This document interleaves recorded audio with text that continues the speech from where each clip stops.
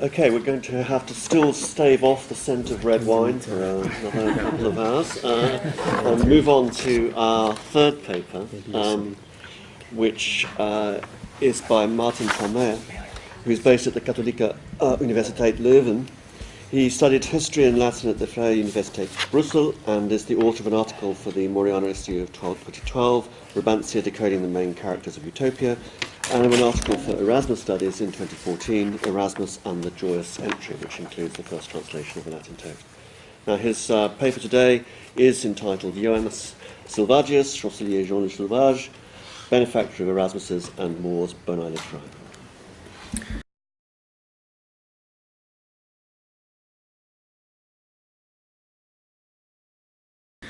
Thomas More, Peter Gillis and Erasmus, or Utopia's crucial trio, held Chancellor Jean Le Sauvage, or Ioannes Salvagius as they called him, in high esteem. In his letter of the 31st of October 1516 to Erasmus, Thomas More envisioned Sauvage as Prince of Utopia if Salvagius would have lived in this utopian state. Peter Gillis dedicated his Summae Sive Argumenta Legum Diversorum Imperatorum to the Chancellor and celebrated him in this dedicatory letter as the individual whose work, after the long and calamitous tumult of war, brought peace to the world. The Belgian painter James Ensor even used the names of these two men, Gillis and Sauvage, as a title of one of his symbolic paintings. Erasmus gave in the fourth and later editions of the Institutio Principis Christiani priority to a letter addressing Chancellor Le Sauvage over a letter addressed to the young Prince Charles, firstly the only dedicatory letter of the Institutio. Erasmus placed as first preface for the Institutio since July 1518 a reworked version of his last letter to Chancellor Le Sauvage, written 3 months before Sauvage's death in June 1518. This last letter to Jean Le Sauvage became thus the priority preface of Erasmus' main political work on the Institutio, or education, or designation of a Christian prince, a princeps Christianus.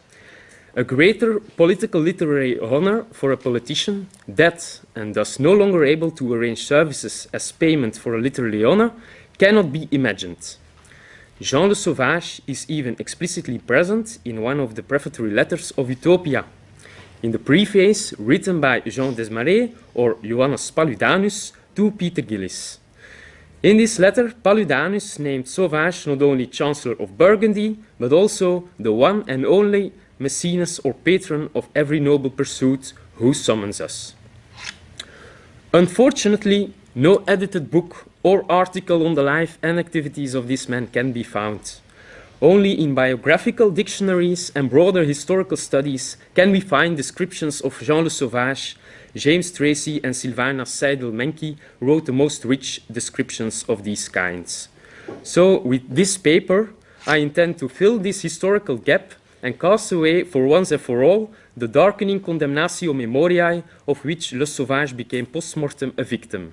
A condemnatio executed by the Spanish Habsburg rulers who kept the southern Low Countries under their control after the Dutch revolt, not only in what's now the Netherlands, but in the entire Low Countries, and after the 80 Years' War that ripped apart the Low Countries between 1568 and 1648.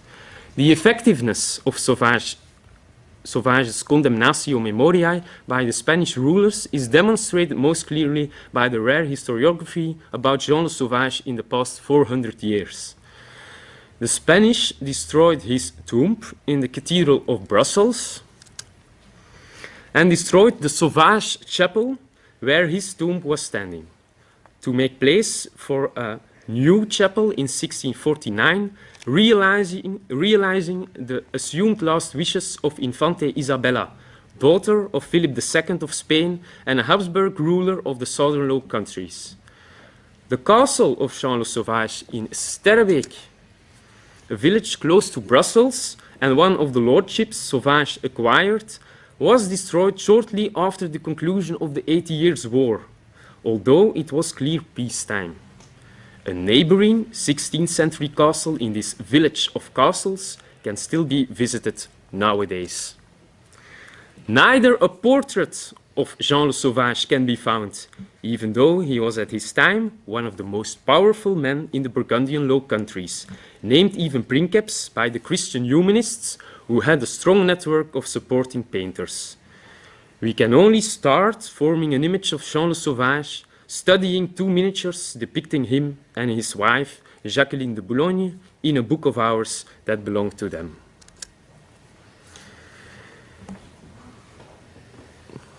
You see Jean le Sauvage at the left on his... Improve the lighting. Okay, yeah. Yeah, good idea.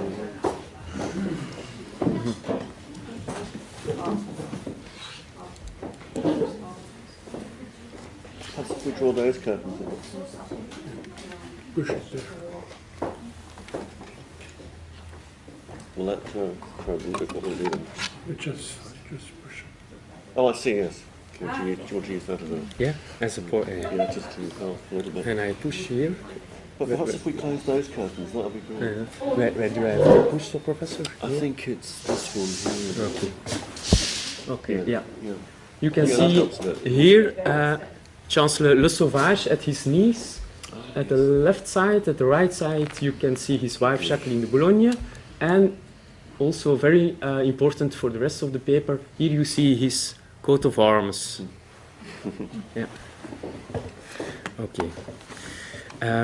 If we restore in our mind his tomb, the chapel in the Cathedral of Brussels, named after him, his castle in Sterrebeek in the green countryside around Brussels, we get closer again to the material beauty and splendor surrounding the Chancellor and illustrating the Chancellor's aura during his lifetime and in the later 16th century, in which his figure offered a strong inspiration for the political events in the Low Countries.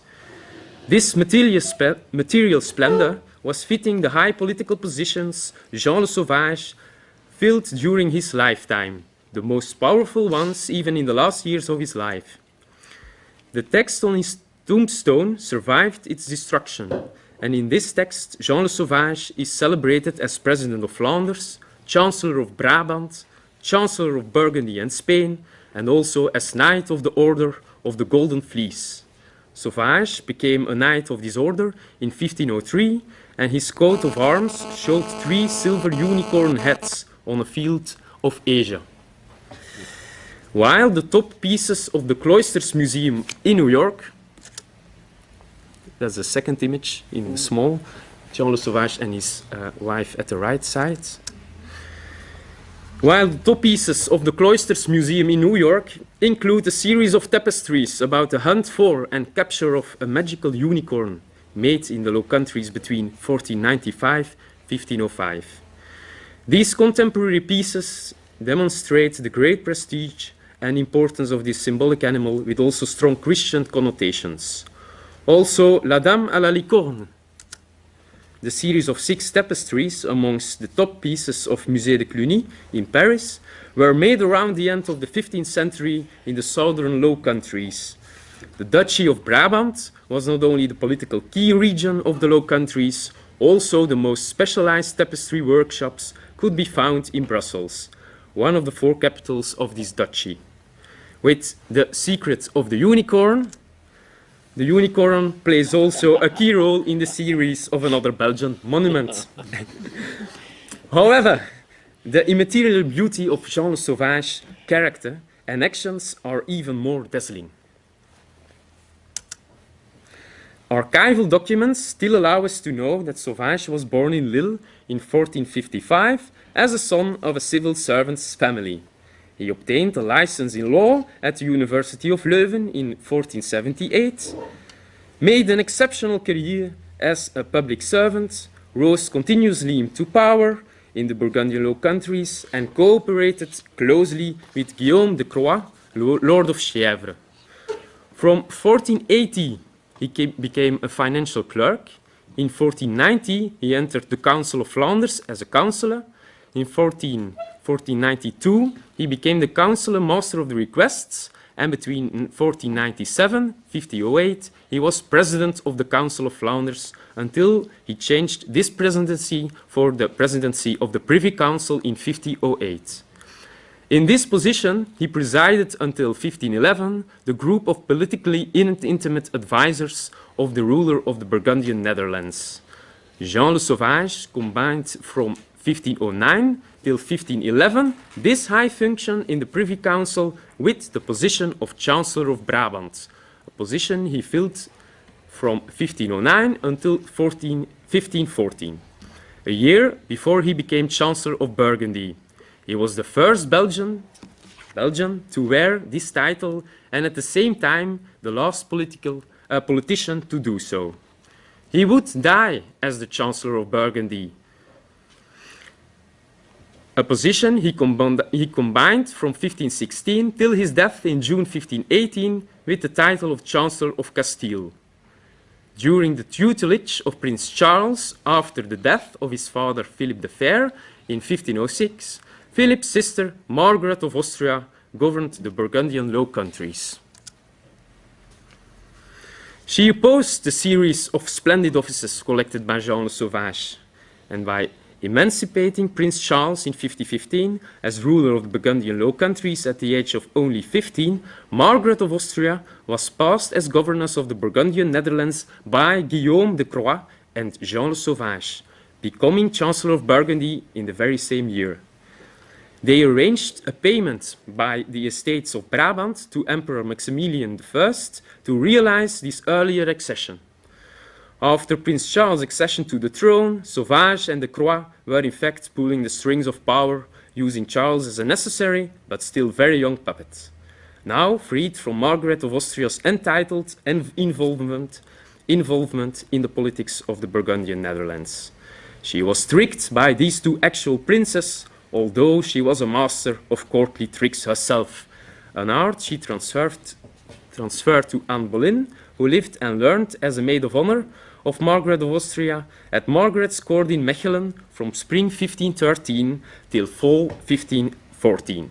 Of course, Margaret was out for revenge. It was Jean le Sauvage who arranged the appointment of Erasmus as Chancellor of the young Prince Charles in 1515. In this capacity, Erasmus would write his Institutio Principis Christiani, firstly dedicated only to Prince Charles.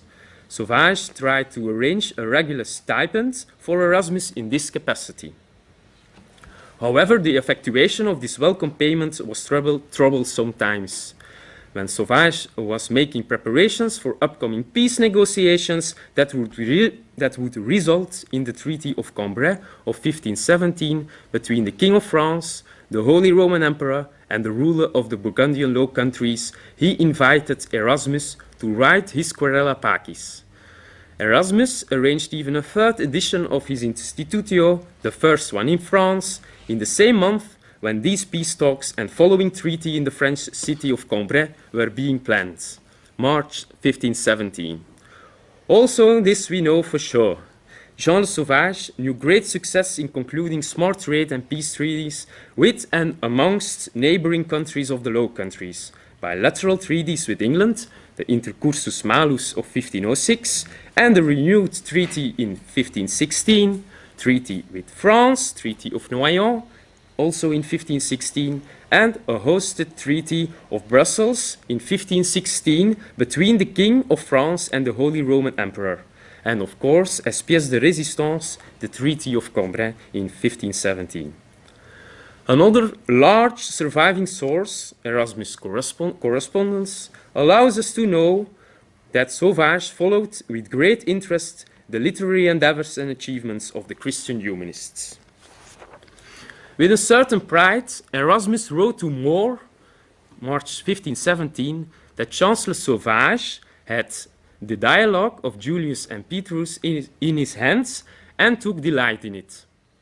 This latter phrase is one of Sylvana Seidel-Menkes' key arguments to attribute Julius Exclusus to Erasmus, like she did conclusively in the introduction for the approved incorporation of the Julius Exclusus Ecoilis in the Opera Omnia Desiderii Erasmi in January 2013.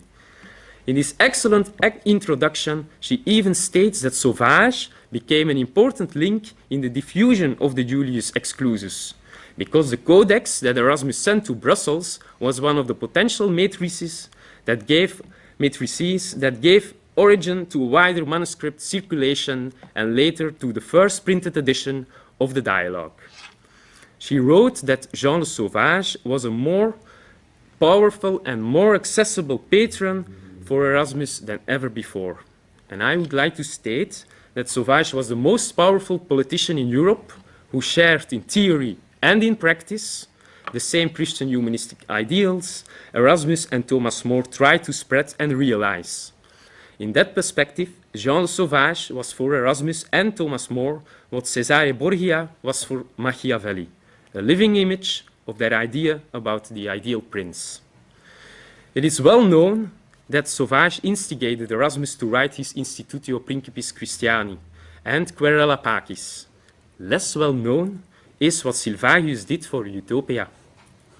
When Thomas More came to the city of Bruges for his utopian embassy in the Low Countries, he was only able to travel further to Antwerp, where he would conceive the base of Utopia together with Peter Gillis, due to an interruption of the trade negotiations in Bruges between representatives of Henry VIII and Prince Charles, May 1515. When the Netherlandish negotiators felt the need to seek the instructions of the government in Brussels, the negotiations were suspended by the 21st of July, and the continuation was depending on the remarkably slow coming green light from the political councillors directing the policy of the young Prince Charles at the Ducal Court of Brussels. Negotiations would restart after More was already called back to England by Henry VIII in October 1515. We now know who the key councillors at Prince Charles' court were. We get the idea that this interruption was no coincidence at all, but politically arranged by Chancellor Jean le Sauvage at the steering wheel of the central government in Brussels, providing More the opportunity and free time to go to Peter Gillis in Antwerp and conceive there the base of Utopia. Two apparently trivial facts support this theory. Just before More went to Bruges, he received Erasmus as a guest in London. And just before Erasmus went to London, he sat 3 days together with Chancellor Jean le Sauvage in Ghent. This would also explain why Jean le Sauvage is named the one and only Maecenas of every noble pursuit in the prefaces of Utopia, and why he is named by More, in his letter to Erasmus, a Prince of Utopia, like Jerome de Busleiden and Cuthbert Tunstall, who played a clear and known role in the Utopian embassy of Thomas More. More asked Erasmus in the same letter how Jean le Sauvage had received Utopia. This shed also new light on the reasons of Thomas More to get Utopia published for the first time in the city of Leuven, one of the capitals of Brabant, under the political auspices and protection of the Chancellor. For these reasons, I bear Salvagius in mind when I read the prefatory quatrain in the Utopian vernacular on Utopia's ruler Utopius, who converted a non-island into an island, and More's description in Book 1 of a ruler whose name and country More has forgotten, and through whose generosity Hytlodeus and his 5 companions were supplied with ample provision and travel resources, and moreover with a trusty guide on their journey to take them to other rulers with careful recommendations in their favor. In a letter of February 1517 to Erasmus, Antonius Clava writes in one line of thought that he is waiting for the arrival of More's spiritual book of Utopia, and that Erasmus, not knowing what he would reap for what he had sown with Utopia, should have good hopes, because his Chancellor is the most human of all humans. When Prince Charles inherited, with the death of his grandfather, King Ferdinand of Aragon in 1516, the reign over the Spanish kingdoms, he traveled to these kingdoms to fulfill his duties as entering prince, and also Jean le Sauvage and other politicians from the court of Brussels followed Charles to Spain. On this road, Jerome de Busleiden would already die in Bordeaux before reaching the Spanish peninsula. Netherlandish councillors accompanying Charles in Spain helped to provoke, to say it with the words of James Tracy, with their interventions the revolt of the comineros, claiming the right for the Spanish representative assemblies to assign sovereignly their prince, without the interference of foreigners. If this interference is discussed, the role of these Netherlandish councillors, and mainly the role of Jean le Sauvage, since 1516 also Chancellor of Castile, is described as tactically stupid. I would like to disagree and to present an alternative view on these facts. I believe that the Chancellor has tried to sabotage willingly the enthronement of the ruler of the Burgundian Low Countries as Prince of Castile and Aragon. It was the same Sauvage who invited Erasmus to write his Institutio, in which he states that princes would issue such dynastic unions and marry within their borders. It was the same Chancellor who had made great efforts to obtain a stable peace in Europe by a genius web of treaties that surely would be placed under discussion and at risk with the accumulation of crowns by Prince Charles on the chessboard of Europe, a correct fear as history showed. It was the same Prince of Utopia who was called the one and only Maecenas of noble pursuits in the Book of Utopia, presenting through the force of fiction the political system claimed by the Comineros and inspired, in fact, by the original political system of Brabant for the first time as a general, widely applicable political theory. When Sauvage died in Zaragoza, June 1518, he died trying to achieve his political ideals most tactically, in my view. His body was brought to Brussels, where he received the burial of a prince in the St. Gudule Cathedral of Brussels. Erasmus placed a month later, after Jean le Sauvage's death, his last letter to Sauvage in Spain as first dedication of Institutio Principis Christiani. To this preface, Erasmus added this line addressing Sauvage: "You guide the affairs of a prince on whose genius, more or no else, the sum of human affairs seems to depend, and guide them in such a way that between you there might seem to be a kind of noble competition. Does he show more integrity as he holds supreme dominion all by himself over so many kingdoms, or you, as you fulfill the highest office in the state, servant and master alike without parallel?" When Charles' son, Philip II, would swear his oath to respect the joyous entry of Brabant in Leuven 1549, within the lines of this constitution also the article of resistance that Emperor Charles V wanted to erase for his son without success, and by which the Estates General of the United Provinces would legitimize the abjuration of Philip II in 1581, he would pledge his oath in the hands of the actual Chancellor of Brabant in 1549, who read firstly the complete text of the joyous entry of Brabant, and this Chancellor in 1549 was Engelbert van den Dale, son-in-law of Jean le Sauvage.